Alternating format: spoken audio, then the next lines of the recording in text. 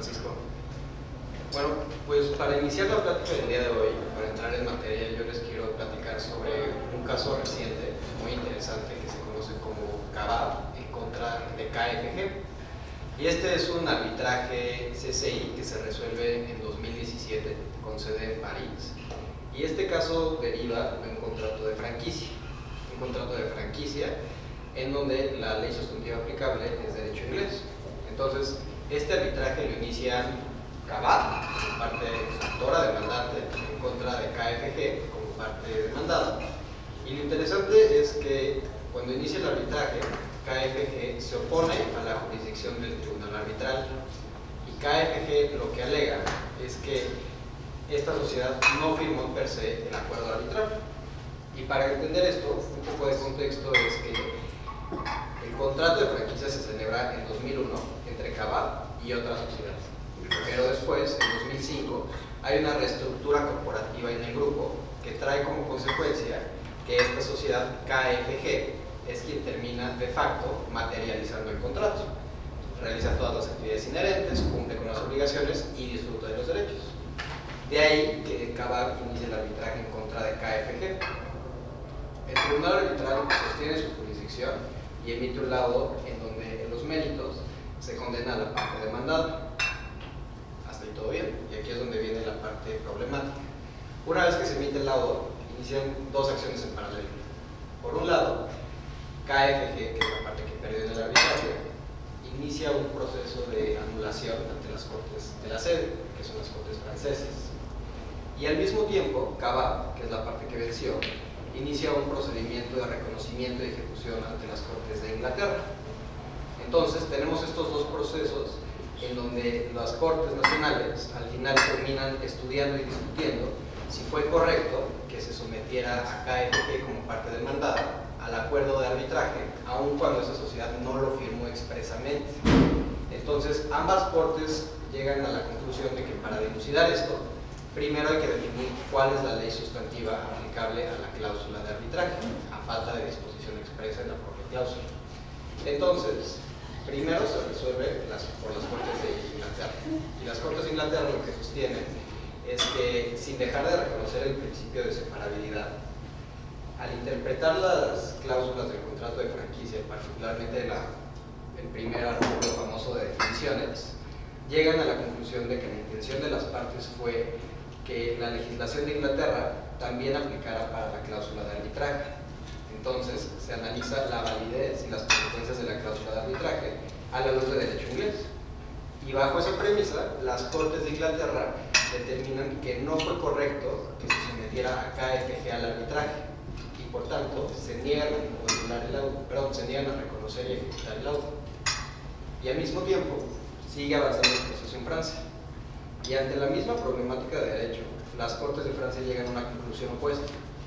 Lo que sostiene la Corte de Casación francesa es que la cláusula de arbitraje se debe de analizar a falta de estipulación expresa por las partes a la luz del derecho de la sede, a la luz del derecho francés. Entonces, al hacer ese mismo análisis, se llega a la conclusión de que KFG sí estaba sometida al acuerdo de arbitraje y que por tanto fue correcto que se le hiciera participar en el arbitraje y se niegan a anular el laudo. Entonces, hasta aquí llega la parte fáctica de este caso, y lo que es interesante es que es uno de los pocos casos que yo conozco en donde tenemos resoluciones distintas, de cortes distintas, sobre una misma cuestión de derecho, con conclusiones opuestas. Tenemos un laudo que las Cortes de la sede, las Cortes de Francia, se negaron a anular. Y por otro lado, las Cortes de Francia, las Cortes del lugar en donde se buscó inicialmente ejecutarlo, se negaron a ejecutarlo. Este caso ha sido incluso denominado por la doctrina como The Walking Dead, o el laudo que ha vivido dos vidas. Entonces, con eso concluyo la participación, la noticia de arbitraje, les dejo este caso. Y antes de pasar el micrófono, los dejo con la reflexión de qué piensan ustedes que fue lo correcto. Si lo que sostuvo las Cortes francesas o la conclusión a la que llegan las Cortes francesas. Y creo que todavía lo podemos llevar un paso más allá y pensar cómo se analizaría esto en derecho mexicano. Y para eso concluyo con un dato estadístico, y es que en un estudio al respecto que elaboró la doctora Maxi Scherer con Ole Jansen, se estudia un universo de 171 laudos y se concluye que en solo 3 casos se resolvió que el derecho sustantivo aplicable a la cláusula de arbitraje es el mismo que del contrato. Entonces, yo hasta aquí los dejo y se lo digo. Gracias, Víctor. Qué interesante el caso de cuándo es. La última resolución es de diciembre del año pasado, de las Cortes de la Corte de Se me recuerda Darla, seguro conoces Darla. Sí, de hecho se toma como precedente ese de 1992, creo. No, es un poco después, es de hace como 7 o 8 años, pero pasó algo muy semejante, es que los tribunales ingleses, aplicando derecho francés de extensión del acuerdo arbitral, que es un tema que Daniel maneja muy bien, extensión del acuerdo arbitral a esta teoría francesa, que no recoge muchas jurisdicciones, pero que muchos la citan. Los ingleses, parados en los zapatos de los franceses, deciden que debió haberse extendido, y luego los franceses decidieron que no. Entonces pasa mucho este love hate que tienen los ingleses y franceses social, se extiende el arbitraje, se la viven peleándose en base al derecho arbitral. Primera reflexión. La segunda es que se ha movido mucho el tema recientemente del derecho a aplicar el acuerdo arbitral.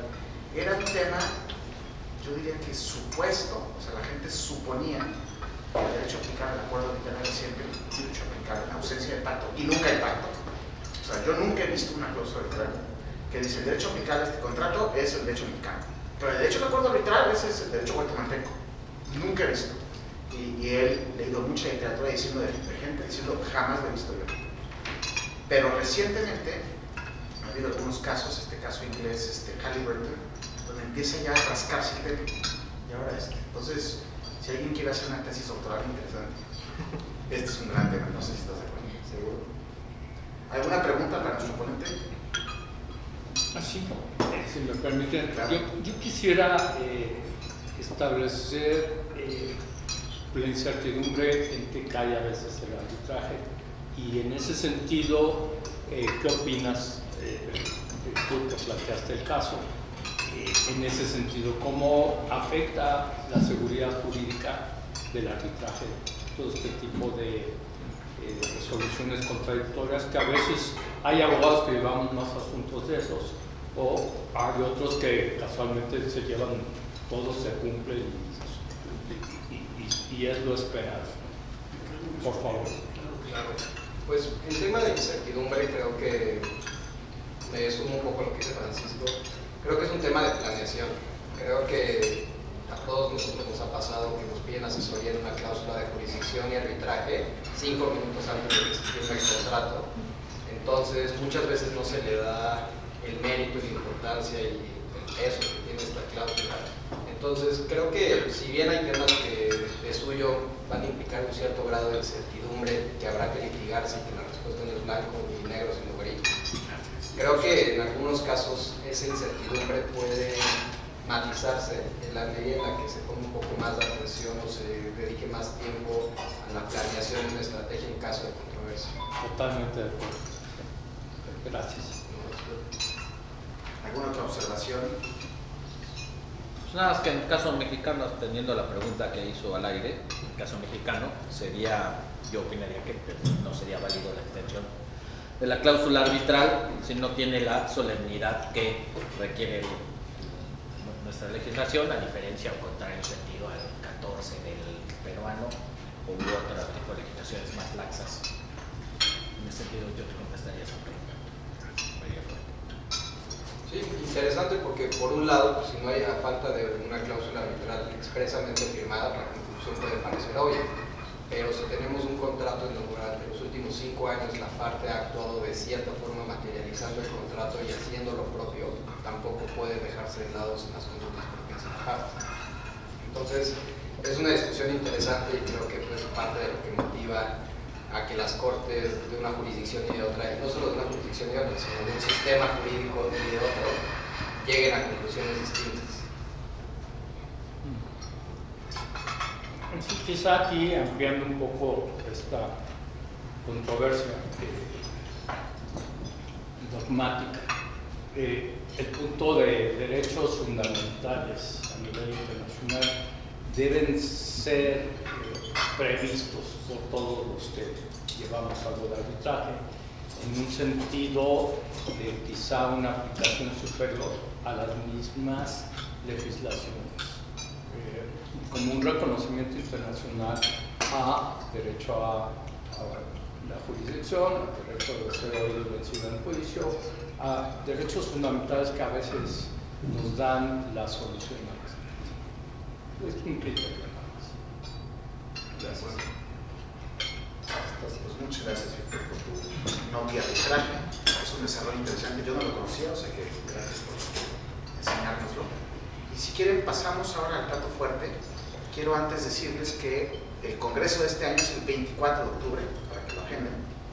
Y es el segundo año que esta comisión va a hacer un congreso. Lo que hemos querido hacer, Luis Pablo, está con nosotros Fernando Cortés y Andrea Horta y yo, es una ocasión para que evaluemos 30 años de arbitraje. Como ustedes saben, el derecho arbitral mexicano moderno es de diciembre de 1993. Entonces cumplimos 30 años este año. Y la pregunta que nos hacemos es, ¿qué ha sido el arbitraje en 30 años? ¿Qué es lo bueno? ¿Qué es lo malo? Discutir o intercambiar perspectivas para decantar soluciones. Se planea que haya una serie de presentadores, va a tener un método sui generis, en el cual va a haber unas personas que van a exponer la problemática. Vamos a contar con unos jueces que han aceptado participar y además, como jueces, sí, va a haber uno en cada mesa. Hemos, de forma muy aburrida, pero hay una lógica detrás de esto, escogido que va a haber solo 4 mesas y va a ser una por cada uno de los temas pilares del arbitraje: acuerdo arbitral, tribunal arbitral, proceso arbitral, laudo arbitral. Y van a ser 4 ponentes cada uno de los que lo van a presentar inicialmente, uno de ellos un juez. Y el objetivo va a ser que se incluya la jurisprudencia que se ha generado en estos 30 años y la experiencia, jurisprudencia, praxis, de tal forma que tengamos derecho escrito, derecho casuista o jurisprudencia y la práctica arbitral. Y se va a buscar se va a hacer una forma, esta es parte de lo que hace en este formato, para que la audiencia y miembros de la barra, que les gusta, los invito a todos estén aquí, que manifiesten interés y los pongamos como comentaristas. Y de la otra institución hermana de esta comisión, que es con quien estamos haciéndolo, que es el Instituto Mexicano de Arbitraje. Entonces, es un congreso conjunto para que hablemos ambas organizaciones, la barra y el Instituto Mexicano de Arbitraje, sobre arbitraje.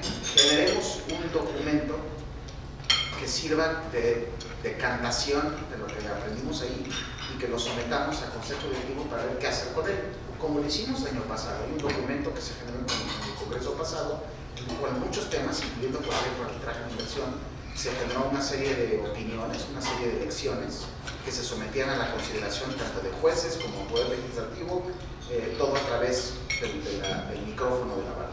Fecha 24 de octubre, todo el día, 4 Seasons.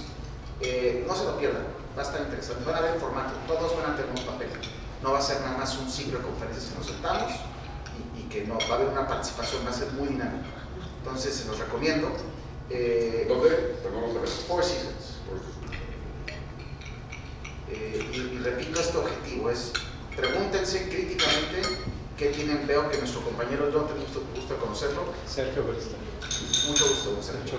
Tiene perspectivas como las que dijo hace un momento. Yo le invito a que las diga y que se intercambien perspectivas y que el resultado de ese intercambio se vierta en un documento que sirva de algo en base al cual se pueda actuar. Por ejemplo, el año pasado se habló de temas de arbitraje de inversión. Se habló de, por ejemplo, la conveniencia de que México adopte el convenio de Singapur. Para mi tristeza, nadie nos hizo caso. Es una convención que ya nos ganó el primer lugar latinoamericano, que es Brasil, un país latinoamericano, de ratificarla. Es una gran idea ser parte de ese tratado internacional, porque le da efectos internacionales a convenios derivados, convenios de transacción derivados de mediación. Entonces, ahí sigue el postulado. Ojalá y se nos haga caso en algún momento, porque sería un aliciente. Veo a José Pedro Rodríguez Márquez, no me deja mentir, es un gran experto en arbitraje, de cómo esto fomenta litigio de buena fe, acuerdos y transacciones de buena fe, y si no, arbitraje de buena fe. Con este antecedente paso a presentar a nuestro ponente de hoy. Gracias por tu paciencia con esto, pero fíjense que a mí nuestro ponente, siento muchas cosas muy padres por él, entonces no voy a hacer caso de lo que lo que investigué. Voy a simplemente decirles que tuve gusto conocerlo cuando fue consejero de la ICDR, de la AAA, en el equipo latinoamericano, cuando yo era árbitro, y cómo era estricto y riguroso con los árbitros, y cómo desempeñó un papel brillante ante esa institución arbitral, después de haberse especializado en arbitraje en la Universidad de Miami y en Queens Mary, también arbitraje, dos grandes escuelas de arbitraje. Y ahora regresa y está en un gran despacho, que pueden ver ahí, por la Merit, dedicado al arbitraje. El que haya aceptado esta invitación y haya escogido un tema tan interesante, nadie ha hablado de esto. Nadie nunca la baja. Entonces, cuando yo vi que escogiste esto, me fascinó la idea. Y con eso, te cedo la palabra, agradeciendo que estés con nosotros. Muchas gracias. Muchísimas gracias, Francisco. Muchísimas gracias, obviamente, a la barra. Muchas gracias también a Andrea, que esté presente, al consejero Sepúlveda. Efectivamente, cuando me invitaron a dar esta plática, lo primero que pensé es, ¿qué voy yo a hablar? ¿Qué voy yo a decir en un grupo de gente que sabe de arbitraje? Realmente no pretendo siquiera venir a enseñar nada. Lo que quisiera, y yo espero de esta conversación, es que pues, podamos salir de aquí con más dudas que con respuestas. Este tema en particular, y como pueden ver del título, me esforcé en ser lo más obtuso posible, para que no quede claro de qué vamos a platicar. Realmente lo único que quiero decir es, ¿hay o no hay procedencia en materia de arbitraje en el Código de Comercio? Esa era la gran duda. Y me surge porque en la práctica, yo creo que 7 de cada 10 arbitrajes me toca en algún momento, de forma directa o indirecta, este tema salga a relucir. Ya sea porque alguien en algún momento quiere introducir un concepto ajeno al arbitraje, que hacen referencia al Código Civil o al Código de Comercio en alguna parte procesal, y el hecho de que todo esté moviendo la cabeza me hace sentir bien de que no es una experiencia únicamente propia. Y entrando a revisar el tema, cuando Francisco me invitó, me llamó la atención que hay muy poco en México en torno a esta discusión. Entonces, aprovechando la escasez, decidí que esta sería una buena idea. ¿De qué voy a platicar en concreto? Voy a tocar 4 aspectos. Primero, voy a delimitar un poco el problema, voy a definir qué es lo que genera esto. Voy a hablar de las posturas que ha habido en México. Tercero, voy a hablar de la dificultad de implementar cualquiera de las posturas que existen. Y finalmente, voy a hablar de potenciales soluciones sin pretender ofrecer una, porque no me atrevería honestamente en un tema tan delicado como este, y preferiría que tengamos una discusión al respecto acabando la presentación. Entonces, hablemos primero del problema. Antes de entrar a esto, quisiera nada más rápidamente hablar sobre cuándo puede haber supletoriedad, en términos generales. Y haciendo cita, obviamente, a la tesis jurisprudencial 34-2013, cuando la ley a suplir no contempla la institución o está regulada deficientemente, cuando hay una omisión normativa que hace necesaria esa referencia a otro cuerpo normativo. Tercero, limitantes que no se vayan en contra de lo que el legislador pretendió establecer en la ley o de su propia intención. Cuarto, que no sean contrarias las leyes que se van a aplicar de manera supletoria a los principios de la institución misma. Y estos 4 principios los voy a referir en varias ocasiones para ser relevantes al tema. Ahora sí, ¿qué posturas tenemos en torno a la supletoriedad? De forma muy sencilla, la postura que dice que sí hay supletoriedad y la postura que dice que no hay supletoriedad. Es muy sencillo. ¿Qué pasa en la postura que dice que sí puede haber? Esto deviene de algo realmente simple. Al ser parte del Código de Comercio, nuestro título de arbitraje, y al ser parte además del libro quinto de los juicios mercantiles, pues entonces tiene que haber principio de supletoriedad. El Código de Comercio expresamente ordena que hay supletoriedad. ¿Qué es lo que dice la postura contraria? La regulación arbitral es una regulación que es especial y debe ser independiente de cualquier otra regla, incluyendo de cualquier otra normativa procesal o sustantiva del Código de Comercio. Y, usando un poco palabras que el propio Francisco utiliza en su libro, el problema de esta postura es que las reglas de la hermenéutica jurídica hacen muy difícil defender esto en la práctica. ¿Qué dice el derecho en México, qué dice nuestra práctica judicial. Hay las posturas que dicen que sí, en realidad jamás lo analizan, porque simplemente aplican supletoriamente principios de diferentes cuerpos, y así lo vemos en distintas tesis que estoy seguro que todos han leído en algún momento. Pero lo que es interesante son las que han dicho que no hay supletoriedad, y aquí el rechazo en realidad siempre llega al mismo punto. La ley de arbitraje es una legislación especializada que no puede tener supletoriedad por el principio de no intervención judicial, lo cual implica, estoy aquí un poco parafraseando, que haya un sistema hermético. 2, que el arbitraje tiene que ser un mecanismo heterocompositivo y autónomo. 3, que el legislador tuvo la intención de crear un sistema preferente de disputas para ser coherente con la práctica internacional. Y finalmente, una referencia por ahí muy separada de parte de la Suprema Corte, en un caso que ahorita hablaré, al artículo 1051 del Código de Comercio. Entonces, lo primero que quiero hacer es hablar de la única tesis que existe en México en materia de supletoriedad por parte del Séptimo Tribunal Colegiado, y ofrezco una enorme disculpa, es muy difícil presentar tesis y no poner un bloque de texto en pantalla. Traté de cortar todo lo que no fuera relevante. ¿Qué nos dice esta tesis a grandes rasgos? La legislación arbitral es especializada y por tanto excluye normas generales. La lógica que nos presenta aquí el Séptimo Colegiado es un poco lo que estamos diciendo. El arbitraje es un medio preferido para resolver controversias, y dado que hay un principio de no intervención judicial, se entiende que hay un sistema hermético. Es un resultado que creo que a los arbitralistas nos gusta, aunque la lógica es un poco extraña, porque si realmente lo pensamos, ¿qué relación hay entre el hecho de que haya un principio de no intervención o mínima intervención judicial con la supletoriedad?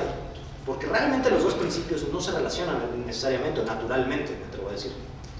Pero bueno, avanza el colegiado y dice que al ser una legislación especializada es hermética, tiene todas sus piezas y no tiene que hacer referencia a ningún otro ordenamiento. Si nos vamos al amparo del cual derivó esto, al amparo de revisión, perdón, la cuestión que analizó el colegiado era si el juez podía considerar una acción de, lo pongo entre comillas, nulidad de procedimiento arbitral, que sabemos que no existe propiamente, o si se tenía que limitar a una nulidad del laudo. Es decir, la parte que estaba intentando anular, no el laudo sino el proceso, estaba tratando de argumentar una nulidad más extensa de todo el procedimiento, aplicando diversos principios del Código de Comercio. Al momento de decidir, el tribunal colegiado explica un poco más realmente su decisión que en la tesis, pero se sigue la misma lógica. El sistema arbitral no permite intervención judicial o mínima, de ahí deviene al hecho de que sea hermético, de que sea independiente, y posteriormente concluye que derivado de esto hay supletoriedad. Como pueden ver, es una lógica bastante estricta que sigue este colegiado. Lo que es interesante es este segundo párrafo que les pongo aquí. Suponer que en materia arbitral pudiera haber inclusión de distintas disposiciones mercantiles causaría una problemática de dispersión del sistema arbitral, una legislación que dejaría de ser uniforme con la práctica internacional. Y esto a su vez lo conecta con la intención del legislador, porque al no haber un sistema preferente, un sistema que fuera coherente con la práctica internacional, se iría en contra de la lógica o de la intención legislativa de tener a la ley. Hay una decisión más, que quizás algunos de ustedes conocen, del Pleno en 2004, que trató sobre Teléfonos de México, y probablemente muchos de los aquí presentes saben de qué estoy hablando. Curiosamente, hay un único párrafo en toda esta decisión que habla de supletoriedad. El problema de este amparo en revisión fue la nulidad del artículo 1435 del Código de Comercio. Lo que se argumentó, o lo que se intentó argumentar, es que este artículo no contenía todas las formalidades esenciales de un proceso y por tanto tenía que ser inconstitucional. El Pleno, de forma muy interesante, hace referencia al artículo 1051 del Código de Comercio, quienes no lo recuerdan me siento más abajo. Lo que dice es que este artículo hace inaplicable cualquier otro cualquier otro principio normativo del Código de Comercio. Lo cual también me parece que es llevar quizás el artículo un poco al extremo, porque sería lo mismo que leer un artículo del Código de Comercio que diga los juicios ejecutivos mercantiles se regulan por el título especializado que habla del ejecutivo mercantil. Pero es de las pocas decisiones judiciales que tenemos donde se analiza el tema. Entonces no podía dejarlo de lado, me sentí un poco obligado a mencionarlo. Ahora, lo que es interesante entonces es que la lógica que han seguido los jueces para decir que no puede haber supletoriedad siempre termina llegando al mismo punto, que es la intención legislativa. Me parecía muy interesante, para efectos de esta discusión, poder analizar, prometo de forma muy concreta, lo que se hizo a nivel legislativo al momento de adoptar la ley modelo. En 1988, cuando se introduce realmente el arbitraje al Código de Comercio de manera independiente y se crea este título cuarto, la idea era, todavía no adoptar la ley modelo, sino simplemente incluir algunos principios que pudieran hacer un México consistente con la práctica internacional, porque para ese entonces ya éramos parte, entre otras cosas, de la Convención de Nueva York. Entonces la idea era que empezara a haber uniformidad en México. Acto seguido, 1993, la iniciativa del Ejecutivo de mayo busca introducir la ley modelo ya como parte de este título, que es interesante porque no se sabe a todas luces si fue por un tema de conveniencia o por qué particularmente se fue al Código de Comercio de la ley modelo, pero bueno, todos asumimos en cierta manera que ha sido un poco por eso. Las razones que presenta la propuesta del Ejecutivo, y se las pongo aquí algunas que me parecen muy relevantes, primero dicen, o deja ver que debe de haber una independencia del arbitraje respecto del Poder Judicial, eso siempre estuvo. Y lo deja de ver de manera indirecta, por ejemplo, al hablar de la ejecución del laudo, ya lo somete únicamente a la regulación de la ley modelo, o al separar del Código Federal de Procedimientos Civiles otros procedimientos que tenían que ver con la resolución o nulidad, perdón, de laudos. Y algo que es muy constante en la iniciativa es este concepto que la ley modelo buscaría armonizar la práctica arbitral de México con el resto del mundo, que es precisamente el objetivo de la ley modelo, siempre lo fue. Pasamos a la Cámara de Diputados en el 93, y en el propio 93, pero en junio, y las comisiones lo primero que hacen es que reconocen, y de forma casi textual que el Ejecutivo, que el arbitraje tenía que ser un mecanismo de disputas preferente. Y reiteran que la ley modelo tenía que buscar armonizar la ley nacional con la práctica internacional. Y ahí abajo pongo algo que me llamó mucho la atención, que fue cuando toman la palabra los diputados del PAN. Es el único momento en toda la discusión que yo encuentro donde ponen a la mesa el tener una ley independiente y separada del Código de Comercio. Fue una idea que se tuvo, no se siguió, pero la lógica es interesante, porque tener una ley independiente que no fuera necesariamente parte del Código de Comercio daría la posibilidad de ahondar mucho más en las necesidades del arbitraje. Y en esa época incluso dijeron, por ejemplo, ¿cuándo se puede ser árbitro? Sabemos que en la práctica no se discute en la ley, pero que lo querían introducir. La idea, sin embargo, es interesante, porque yo sé que algunos por aquí, en algunos temas doctrinarios, han abogado incluso a favor de tener una ley independiente en México. Entonces, con base en todo esto, perdón, antes de que me olvide, cuando pasa esto a Cámara de Senadores, realmente no se dice nada diferente, se reitera lo mismo que dice el Ejecutivo y pasa casi express a ser publicado. Todo esto, sabemos, además fue parte del paquete del Telecán, ¿no? Toda la evolución que se estaba teniendo en México de la apertura comercial al Telecán y de la idea de que íbamos, conforme tuviéramos más flujo extranjero y más flujo de capital, iba a haber más y más y más disputas.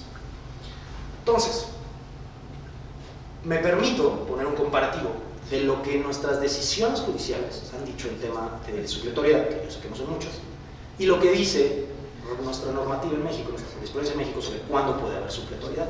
Y si comparamos uno con el otro, hay muy poca conexión entre las dos. El principio de no intervención judicial implica un sistema hermético, no, en realidad no es un argumento que se haya utilizado o que tenga mucha lógica respecto de la supletoriedad, a mi parecer. La autonomía del arbitraje como un mecanismo heterocompositivo como tal tampoco. Sin embargo, la intención del legislador sí es algo que es válido, porque ese sí es uno de los principios que existen en tema de supletoriedad. Ahora, me gustaría de forma rápida hablar de, habiendo expuesto esto, cuáles son las dificultades prácticas, voy a llamarle, de estas posturas. Los riesgos de aplicar supletoriamente algo o algún principio en materia arbitral, y como ya por ahí se resaltan algunas de las tesis, es que el arbitraje deje de ser uniforme, que dejemos de tener este sistema donde podemos tener una ley modelo aquí, una ley modelo en España, y podemos entender los mismos principios. Y resaltar en, si introducimos un principio diferente al arbitraje, que no esté diseñado para el arbitraje, que tengamos interpretaciones que sean distintas a la práctica arbitral. Y voy a proponerles, para analizar si esto realmente es un riesgo o no en México, dos tesis recientes donde no se analiza la supletoriedad, pero se aplica supletoriamente principios de otros ordenamientos. Primero que los presento es una tesis del tercer tribunal colegiado que trata de medidas cautelares, y yo sé que probablemente todos aquí la conocen porque ha sido ampliamente discutida en los últimos años en México. Esta tesis lo que hace es analizar si, y de nuevo perdón por el tamaño de letra, lo que hace es analizar si una medida cautelar judicial prearbitral pudiera llegar a modificar o a restringir o anular ciertos derechos contractuales.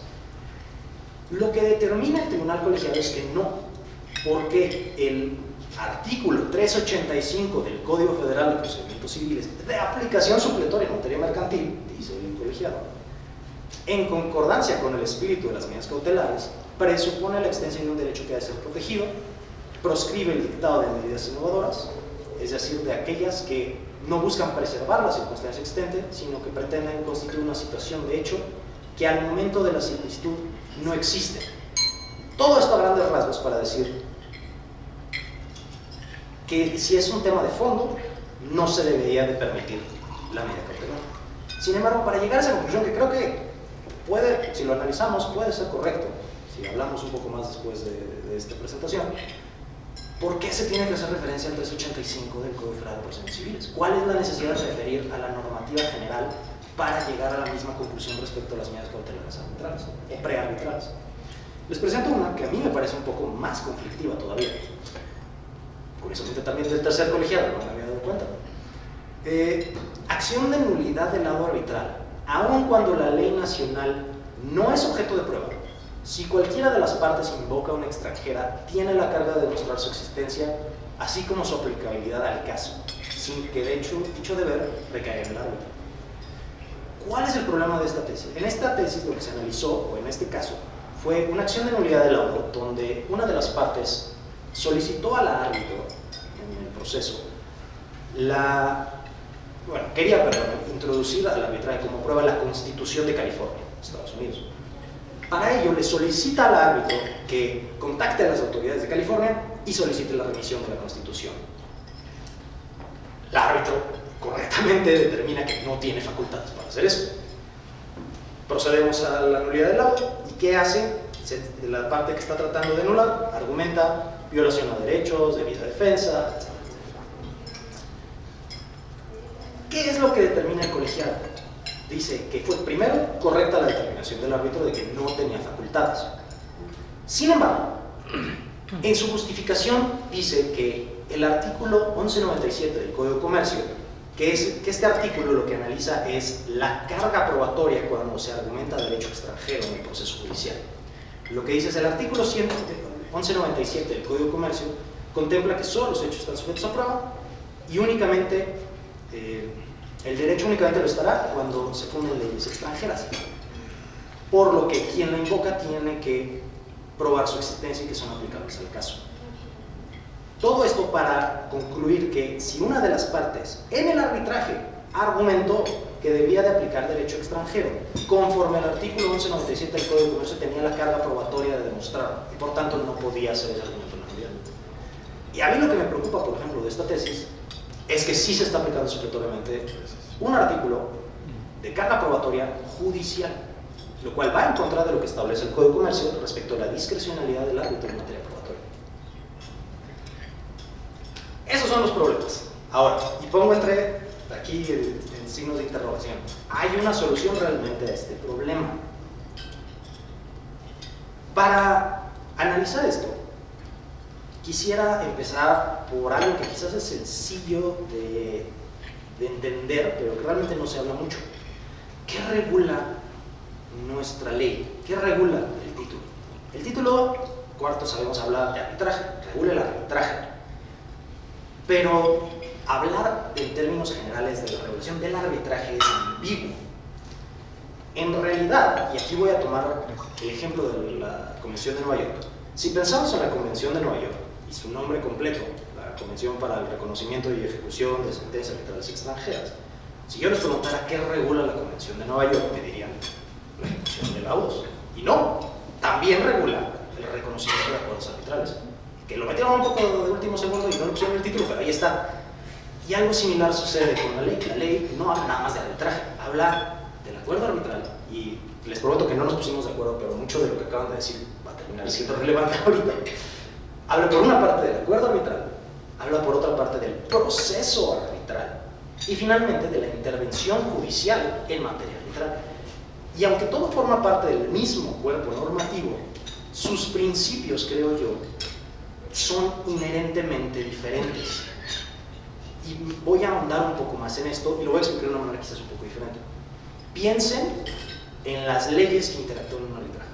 ¿Cuántas leyes pueden aplicar a la materia arbitral? Y no es esto, antes de que digan cualquier cosa, no es exhaustivo, no pretendo que lo sea. Yo sé que si revisamos textos como los de Julian Liu de los 1900, hay como 15 o 14 tipos de ley que puede llegar a aplicar, pero para efectos de este ejemplo, baste con esto. Tenemos por una parte la ley del acuerdo arbitral, que como nos decían, no necesariamente es la misma a la ley del proceso arbitral, que además no necesariamente es la misma que la ley del fondo, y no necesariamente es la misma de la intervención judicial. Es más, si me empujan un poco, yo me atrevo a decir que ni siquiera es la misma de la nulidad de los laudos, porque la nulidad del laudo, además de estar en el Código de Comercio, también es una obligación que deviene de una convención internacional. Entonces tenemos todavía más complejidad en esto. ¿Y cuál es el problema? Creo yo, o pondría aquí en consideración de todos, porque no me voy a atrever a tomar una postura concreta, que el hecho de que interactúen diferentes tipos de leyes y diferentes tipos de normativas implica que también los principios de supletoriedad pueden aplicar de manera diferente dependiendo de qué estemos hablando en el Código de Comercio. ¿Por qué? Tomemos, por ejemplo, el proceso arbitral. Si hablamos solamente de facultades de los árbitros, de qué debe de ser el proceso arbitral, creo que todos podríamos estar de acuerdo que no debería de haber supletoriedad. ¿Por qué? Pongo el mismo ejemplo que acabo de hablar. ¿Qué pasa en temas de admisibilidad de pruebas? ¿Qué pasa en temas de cargo probatorio?